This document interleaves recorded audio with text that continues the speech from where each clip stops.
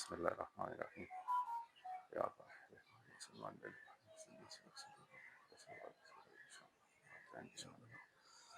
जितने भी अदाकार हैं अदाकार जिंदगी में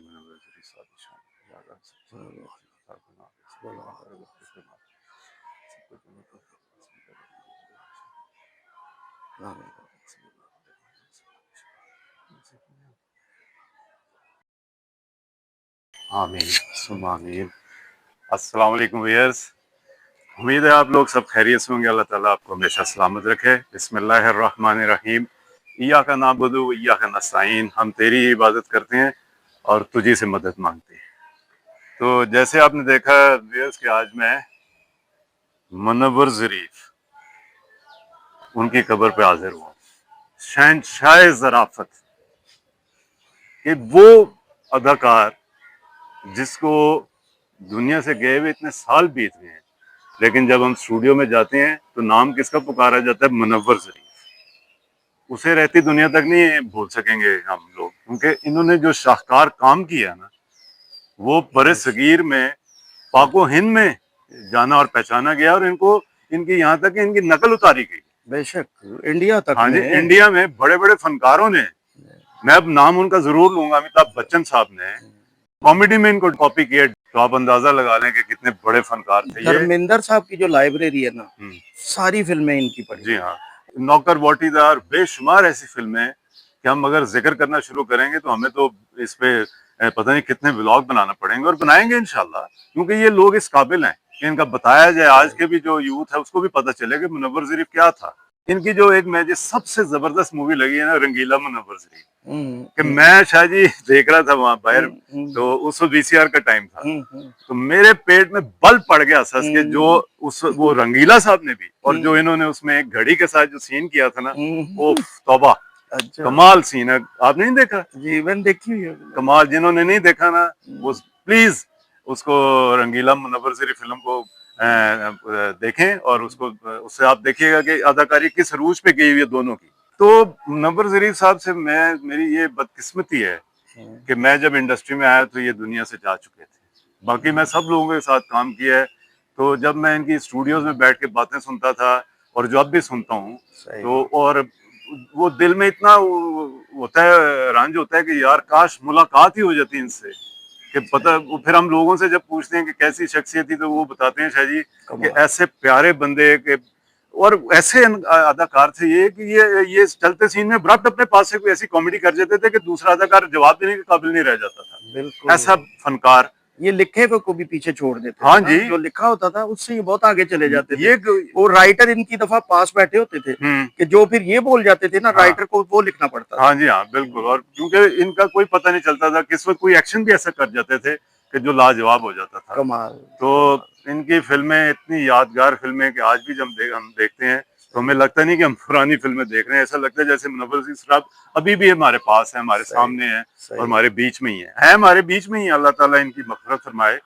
और इनके ये जिस तरह इंडिया में कपूर फैमिली, ये ज़रीफ फैमिली है, इनके सारे इनके बड़े भाई जो थे, हाँ जी सारे भाई, इनके बच्चों तक ने फिल्म इंडस्ट्री में काम किया। बेटे ने, हाँ जी बेटे ने भी किया, अल्लाह उसे भी जन्नत में जगह दे, वो भी बहुत जल्दी बेचारा दुनिया से चला गया। तो मेरा जो इनका एक भाई था पप्पू ज़रीफ, उनके साथ मेरी बड़ी दोस्ती थी, बहुत प्यारा इंसान था।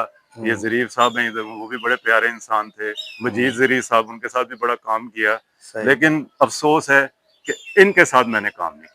मुझे भी अफसोस है, सही बात है। मुलाकात तक नहीं हुई। मुझे ये दुख होता है जब मैं स्टूडियो जाता हूँ ना, तो मेरी नजरें ऐसे होती हैं जैसे मुनव्वर ज़रीफ साहब कहीं यहीं कहीं होंगे और आज उनसे मुलाकात हो जाएगी। सही बात। लेकिन ये अल्लाह की मर्जी है, क्योंकि सब नहीं जाना एक दिन बारी बारी, तो जो चले गए अल्लाह ताला। लेकिन जो जल्दी चला जाता है ना वक्त से पहले, उसका ज्यादा अफसोस। हाँ, क्योंकि इनकी इतनी एज नहीं थी। इस तरह के बंदे जो शाहकार जी, मेरे ख्याल है कि 40 साल की उम्र में ये दुनिया से फानी दुनिया से ये चले गए।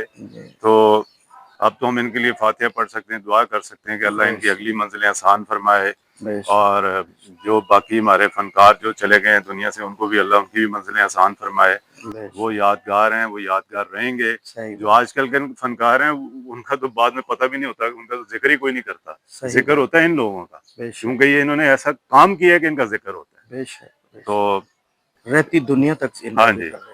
तो आपने तो बेशुमार फिल्में देखी होंगी मैंने इनकी। बहुत फिल्में भी देखी हैं, हम्म, और मैं चूंकि इनायत हुसैन भट्टी साहब के साथ होता था, तो हाँ वो इनका बहुत जिक्र करते हाँ थे। वो कहते हाँ थे कि मैं जब ये इनका वो मज़ाहिया दौर था, हीरो दौर बाद में आया था, हाँ। तो वो कहते थे कि मैं अपनी फिल्मों में जब मुनव्वर शरीफ को लेता था ना, इनायत हुसैन भट्टी साहब कहते थे हम्म और कैफी साहब कहते थे, हम्म, तो कहते थे कि मैं लड़की जरूर मज़ाहिया साथ रखता था। हाँ। जुल्मदा बदला में भी हम्म ये वो बहुत हम्म, ज्यादा फिल्मों में। कौन बंदा ऐसा होगा पाकिस्तान का, इंडिया में भी डंके बजते हैं हाँ इनके, बिल्कुल जी बिल्कुल। कि जो इनकी तारीफ न करे। नहीं, और ये कोई ऐसा जितने नहीं। मज़ाहिया इनके बाद आए हैं, हम्म, वो भी सब कहते हैं कि हम कॉपी करते हाँ हैं। हाँ बिल्कुल बिल्कुल जी।